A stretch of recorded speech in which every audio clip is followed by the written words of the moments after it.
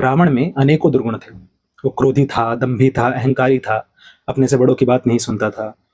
लेकिन सबसे बड़ा दुर्गुण था कि वो स्त्री का सम्मान नहीं करता था।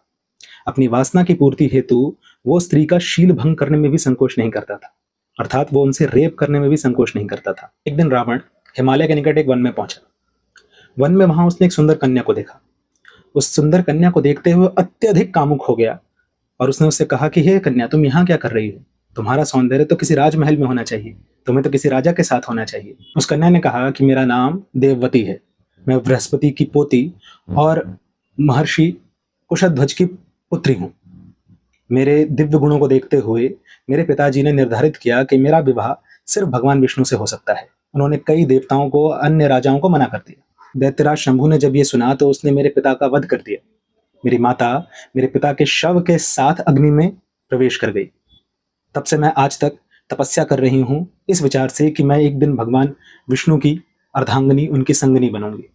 हे रावण, मैं अपने तपोबल से देख पा रही हूँ कि तुम्हारी जो इच्छा है वो बहुत शुद्ध नहीं है, इसलिए यहाँ पर कोई भी किसी प्रकार का उपद्रव मत करना, यहाँ से तुम चुपचाप चले जाओ।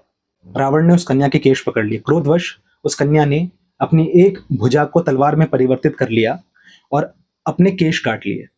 उसने क्रोध में आकर रावण से कहा कि हे रावण, क्योंकि तुमने मेरे देह को छुआ है तो मुझे अपने देह का मैं त्याग करती हूँ। मैं चाहूं तो तुम्हें श्राप दे सकती हूँ, लेकिन मैं अपने योग बल को क्षीण नहीं करना चाहती, कमजोर नहीं करना चाहती। किंतु मैं एक दिव्य शरीर के साथ आऊंगी और तुम्हारा नाश करूंगी। ऐसा कहते ही उस कन्या ने मंत्रों से अग्नि को प्रज्वलित किया और उसी में अपने देह का त्याग कर दिया।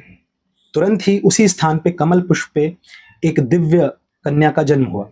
रावण ने बलपूर्वक उस कन्या को अपने साथ पुष्पक विमान में बिठा लिया और अपने साथ लंका ले गया। लंका में उसने अपने मंत्रियों को बताया तो मंत्रियों ने बताया कि ये लड़की आपके सर्वनाश का कारण बनेगी, इसलिए आप इसे छोड़ दीजिए। रावण ने उस कन्या को समुद्र में फेंकवा दिया। वही कन्या अपने दिव्य बल से समुद्र से महाराज जनक की तपभूमि में आई, उनकी भूमि पर आई जहां पर वो यज्ञ के लिए भूमि को समतल कर रहे थे। और जब उन्होंने हल से जमीन को खोदा तो वहां पर वो कन्या प्रकट हुई। हल से खोदने के कारण उस कन्या का नाम सीता पड़ा।